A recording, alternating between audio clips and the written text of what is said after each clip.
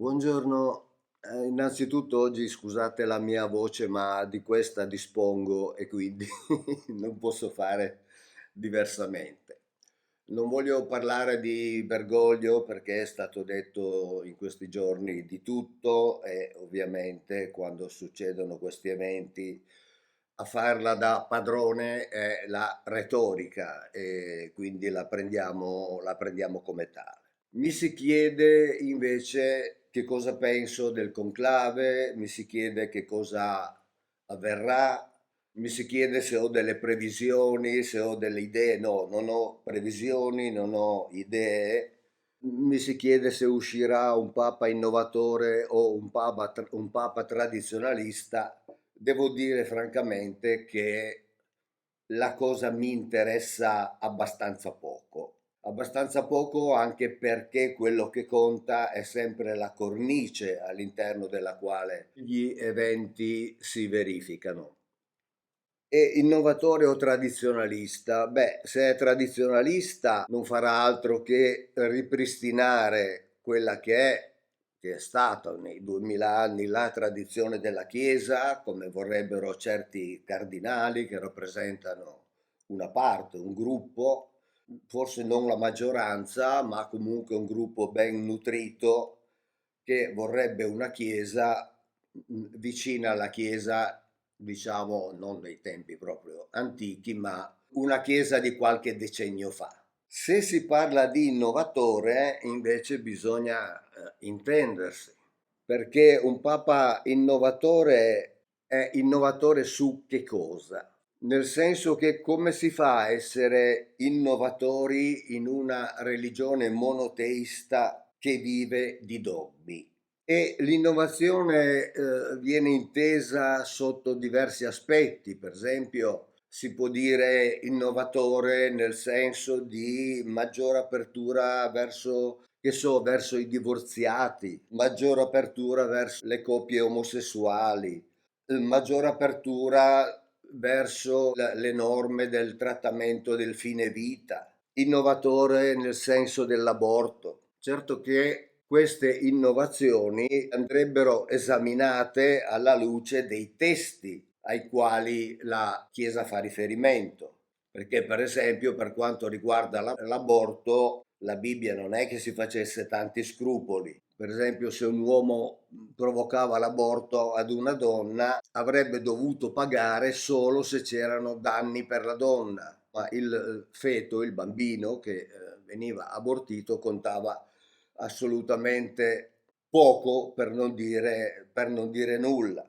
Un altro aspetto sul quale si discute in relazione a un papa innovatore sarebbe quello del celibato dei sacerdoti, perché si dice che se si desse ai sacerdoti la possibilità di sposarsi, forse si risolverebbe il problema della pedofilia all'interno della Chiesa. Io non ci credo perché la pedofilia esiste anche presso i protestanti che, come sapete, possono tranquillamente sposarsi. La pedofilia purtroppo è praticata anche da integerrimi padri di famiglia, professionisti e quindi anche questo non sarebbe una soluzione per maggiore apertura, alcuni dicono, nel dialogo con le altre confessioni. Però anche qui l'apertura non può che essere limitata perché mai nessuna religione, soprattutto una religione monoteista, una religione basata su dei dogmi, rinuncerebbe alle sue verità o le sue presunte verità annullandosi dentro un'altra chiesa. Mi ricordo quando nel 2016 Papa Francesco si è incontrato col rabbino capo della comunità ebraica di Roma e Rav Disegni ha detto immediatamente: non ci incontriamo per parlare di teologia, la fede non è negoziabile, parliamo pure, ma poi alla fine ognuno rimane della sua idea. Ma per quanto riguarda appunto il dialogo interconfessionale, non è che ci si possa fare delle grandi illusioni, perché è ovvio che nessuna religione sarebbe mai disposta ad annullarsi dentro un'altra. Nessun vertice di un credo religioso rinuncerebbe al potere che ha sui suoi fedeli per conferirlo nelle mani di un altro capo religioso, facendo confluire i suoi fedeli nell'altra religione. Quindi il dialogo ha il destino di rimanere tale, di rimanere dialogo. Se vogliamo, almeno sì, un risultato lo ottiene, che forse si arriverà a annullare totalmente le guerre di religione, almeno questo, il dialogo al posto delle armi, ma tale rimarrebbe e ogni religione manterrebbe ovviamente la sua totale indipendenza. Quindi anche parlare di Papa innovatore significa parlare di un aspetto estremamente relativo in relazione a quella che è la cornice della Chiesa, quella che è la base delle credenze, la base della fede. Una innovazione che sarebbe considerata veramente rivoluzionaria sarebbe quella della possibilità di accedere al sacerdozio alle donne. Questa sarebbe sicuramente considerata una rivoluzione storica, una rivoluzione assolutamente epocale per quanto riguarda la Chiesa cattolica. È vero che nella Bibbia, sia nell'Antico Testamento che nel Nuovo Testamento, sono presenti delle donne che hanno anche delle funzioni importanti. Pensiamo alla sorella di Aronne, che era considerata una profetessa, pensiamo ad esempio a Esther, pensiamo a quelle donne sulle quali è intervenuto Yahweh per garantire quella discendenza del popolo che interessava a lui, e quindi hanno svolto un ruolo ovviamente insostituibile. Pensiamo alle donne che seguivano Gesù e che, come dicono i Vangeli, con i loro beni mantenevano Gesù e i discepoli, che sappiamo sono stati pellegrini in terra di Israele a predicare, di fatto non hanno mai lavorato, quindi dovevano essere mantenuti da donne.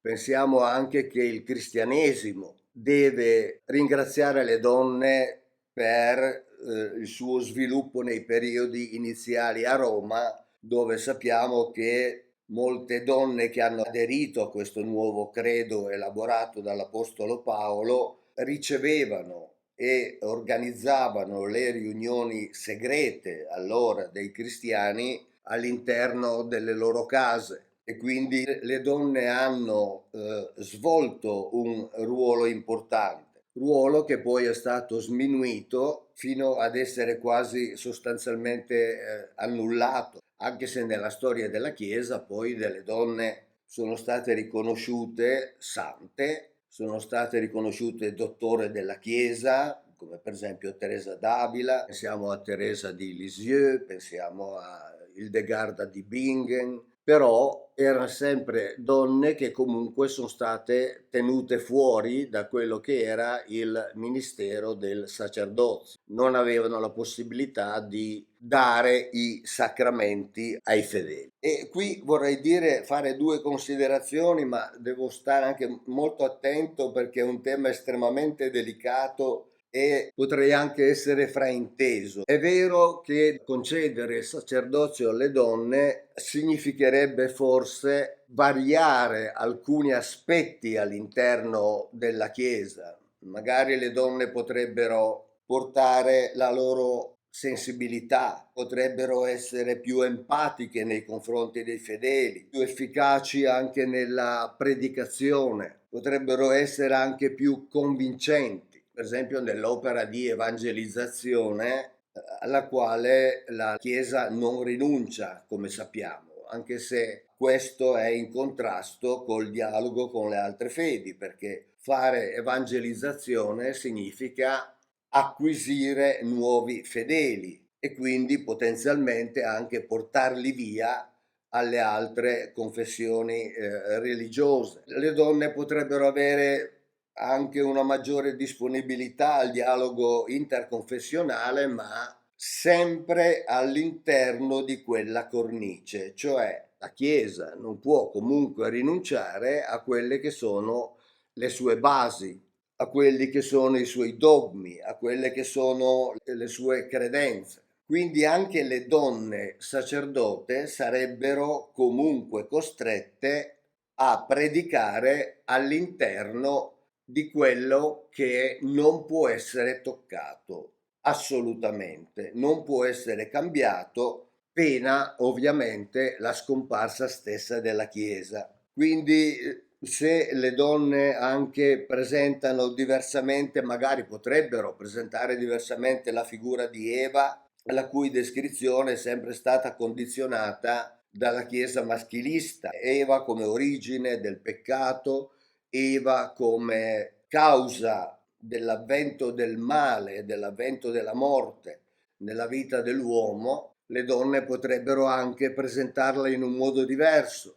Rimarrebbe comunque il discorso del peccato originale al quale le donne non potrebbero rinunciare nel corso della loro predicazione. Se rinunciassero a parlare del peccato originale, direbbero una cosa che metterebbe in discussione le fondamenta della Chiesa. Il peccato originale nella Bibbia non c'è, quindi anche loro direbbero una cosa non vera. Se le donne sacerdote parlassero di eternità, direbbero una cosa non vera. Nella Bibbia l'eternità non c'è. Se parlassero di onniscienza, onnipotenza, spiritualità di quel presunto Dio che si trova nell'Antico Testamento, anche qui direbbero anche loro una cosa non vera. Sarebbero assolutamente allineate alla predicazione maschile. Se parlassero di un Gesù o di un Dio Padre caratterizzato da un atteggiamento di amore e di interesse per tutta l'umanità, anche le donne sacerdote direbbero una cosa non vera. Il Dio dell'Antico Testamento non si interessava dell'umanità e Gesù più volte, oltre all'amore tra i fratelli, cioè tra quelli che facevano parte del suo gruppo, del gruppo che doveva seguirlo, Gesù era sempre molto chiaro quando parlava del giudizio finale. Quindi aggiungere ulteriori elementi di amore vorrebbe dire ancora una volta dire un qualcosa che non corrisponde alla figura di Gesù così come è presentata totalmente nei Vangeli. Ricordiamo che Gesù ha detto di predicare solo nelle case dei figli di Israele, quindi di lasciar perdere tutti gli altri a partire dai Samaritani che erano i loro vicini di casa. Se le donne anche sostenessero che Gesù è nato da una vergine, così come sarebbe stato previsto dalla profezia di Isaia, anche qui le donne direbbero una cosa non vera. Insomma, se anche un giorno venisse eletta una papessa, poco cambierebbe. Forse tutti avete sentito parlare della storia della papessa Giovanna, questa donna inglese educata a Magonza che a metà dell'Ottocento, visto che si era abituata a travestirsi con abiti maschili, sarebbe riuscita a farsi eleggere papa ingannando tutti fino a un certo punto perché aveva un amante e lei sarebbe rimasta incinta e un giorno mentre si recava da San Giovanni in Laterano e tornava in Vaticano, l'enorme folla che circondava il cavallo l'ha fatto imbizzarrire, questo le avrebbe procurato un travaglio e un parto per cui tutti avrebbero scoperto che in realtà si trattava di una donna. E poi ci sarebbe il discorso delle cosiddette sedie gestatorie, dico sedie perché sono più di una, hanno un buco centrale, servivano per i bisogni corporali del Papa che così poteva espletare anche durante le processioni e invece per altri serviva perché un diacono giovane poteva tastare l'esistenza di elementi mascolini del Papa, però si tratta di fonti tutte da verificare. Sono per la verità nel Medioevo, soprattutto dopo l'anno 1000, in tanti aver accennato, parlato chi a favore, chi contro di questa papessa Giovanna. È stata utilizzata anche dal protestantesimo questa figura